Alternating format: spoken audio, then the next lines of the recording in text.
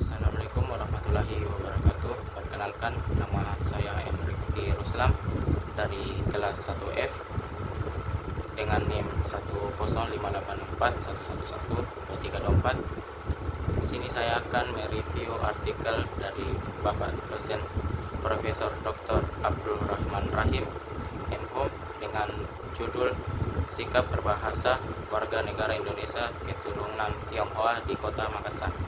Adapun abstrak dalam jurnal ini yang berisi tujuan utama dari penelitian ini yaitu mendeskripsikan sikap berbahasa warga negara Indonesia keturunan Tionghoa yang ada di Kota Makassar.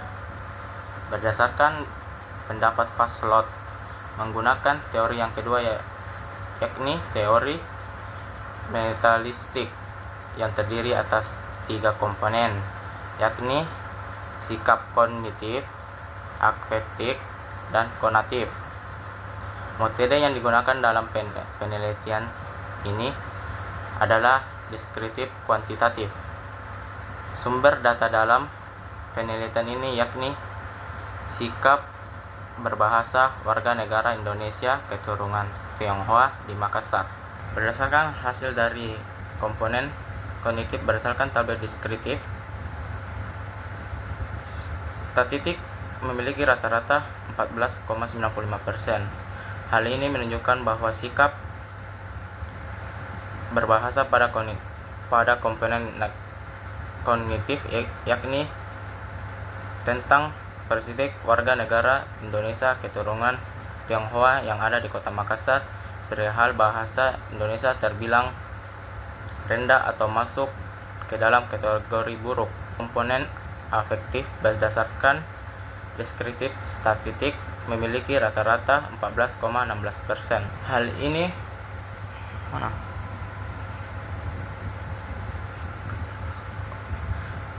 ini menunjukkan bahwa sikap berbahasa pada komponen afektif yakni tentang keadaan emosional warga negara Indonesia keturunan Tionghoa yang ada di Kota Makassar perihal berbahasa Indonesia yang terdiri atas penilaian positif dan negatif terbilang rendah atau masuk ke dalam kategori negatif. Berdasarkan komponen konatif, deskriptif statistik menunjukkan rata-rata 16,25%. Ini menunjukkan bahwa sikap berbahasa pada komponen konatif kecenderungan untuk bertindak warga negara keturunan Tionghoa yang ada di Kota Makassar perihal bahasa Indonesia terbilang rendah atau masuk ke dalam kategori kurang. Kuncinya adalah sikap berbahasa warga negara keturunan Tionghoa. Pun pendahuluan, yaitu bahasa adalah alat komunikasi yang digunakan masyarakat untuk berinteraksi dengan sesamanya. Alat yang digunakan untuk berinteraksi yang memiliki peran penting dalam kehidupan manusia yang digunakan dalam berinteraksi, menyampaikan ide, mengungkapkan keinginan dan pengalaman merupakan beberapa dari fungsi bahasa. Kehidupan tanpa menggunakan bahasa akan sulit dalam menyampaikan argumen atau pendapat antara sesama manusia dengan manusia lainnya. Bahasa sangat berperan penting sebagai alat komunikasi.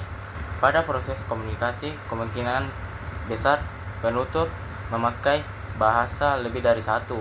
Di Indonesia memiliki beberapa bahasa yang dari suku yang berbeda-beda. Suku yang satu berbeda bahasanya dengan suku yang lainnya. Pada saat berkomunikasi, kemungkinan untuk menggunakan lebih dari satu bahasa adalah sangat besar.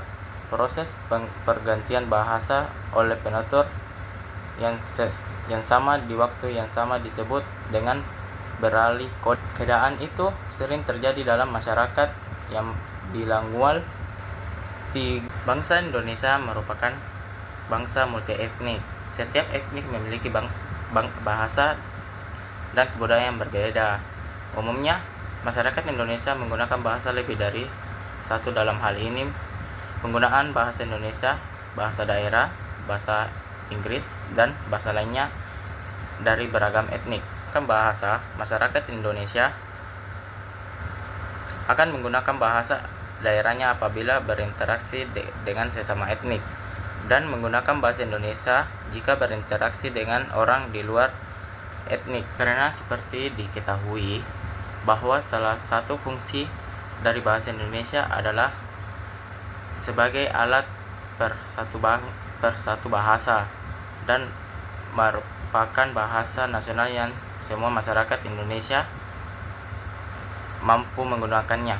Diketahui bahwa etnik Tionghoa merupakan pendatang di Kota Makassar yang datang beberapa abad yang lalu, kemudian bermukim, menikah dengan orang Indonesia dan melahirkan keturunan yang berdarah Indonesia.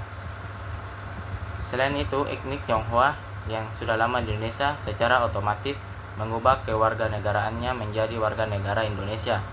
Keturunan tersebut tumbuh berkembang di Kota Makassar dengan bahasa multilingual dan menjalani hidup dengan beradaptasi asimilasi, mempengaruhi dan berkomunikasi dengan masyarakat dan adat yang ada di Makassar. Penelitian ini membahas sikap berbahasa warga negara Indonesia keturunan Tionghoa di Kota Makassar. Oleh karena itu, dalam tinjauan pustaka menulis menguraikan beberapa hasil penelitian yang membahas tentang sikap berbahasa dan etnis Tionghoa yang memiliki relevansi dengan penelitian ini.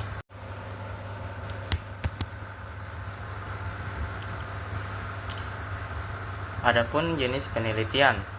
1. Metode pengumpulan data mengemukakan bahwa metode pengumpulan data adalah cara-cara yang dapat digunakan oleh peneliti untuk mengumpulkan data. Cara menunjukkan pada suatu yang abstrak tidak dapat diwujudkan dalam benda yang kasat mata, tetapi hanya dapat dipertontonkan penggunaannya.